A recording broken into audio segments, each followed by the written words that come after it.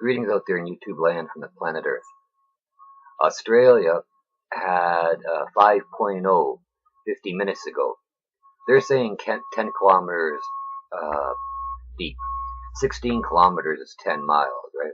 So that's 6 miles, basically, is what they're saying. We can have a little look, right?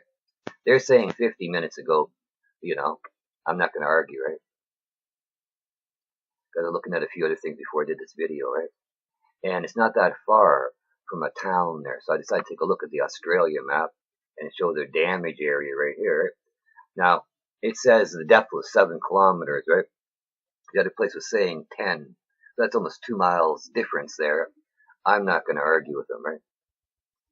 I mean, I wasn't there. I didn't feel it. And it's not that far from a town. So they probably felt it, but I don't know if there's any damage or not. Because they got it as a 5.4 though, right? They always seem to downgrade these things because they don't want people to freak out because they've been getting stronger. The earthquakes that the Bible speaks about, do earthquake, leave out the S though, and you'll get 16 results. There are a few of them that haven't happened yet that are going to be happening in Revelations.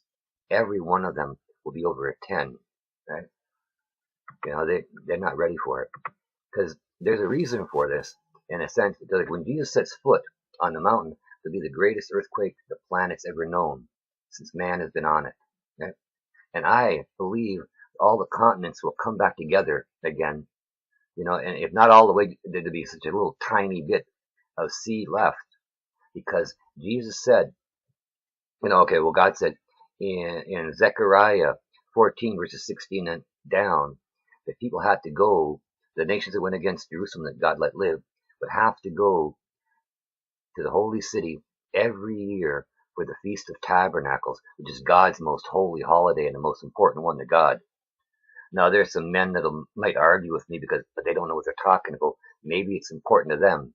But when you look at Zechariah 14, verse 16 and down, God tells you they must go or else. Doesn't ever say that about any other feast except that one. Now, you want to follow the doctrines of men, I'll leave that up to you. You look in your Bible and you read it, and God mentions that feast 3 times in just those couple of verses there, and has an or else. First year, no rain. Second year, he puts a plague on you and you die. And I don't think anybody in their right mind would want to go through that, because that's only the beginning and then hell awaits them. That's an insult to God. He said, go or else. So I'm sure there'll be some foolish people who don't go the first year, and when they see it raining on their neighbor's land where they're supposed to grow food and stuff, I think they're going to hopefully get the message, right? And there'll be no rain until they go and do right by the Lord, which will probably be next year. It's a week-long feast. And God would not say, go or else, if there is not a way to get there. So I'm believing that the continents will come back together again so that there'll be a way to get there. Yeah. Pay attention to these earthquakes. They're all going to get stronger.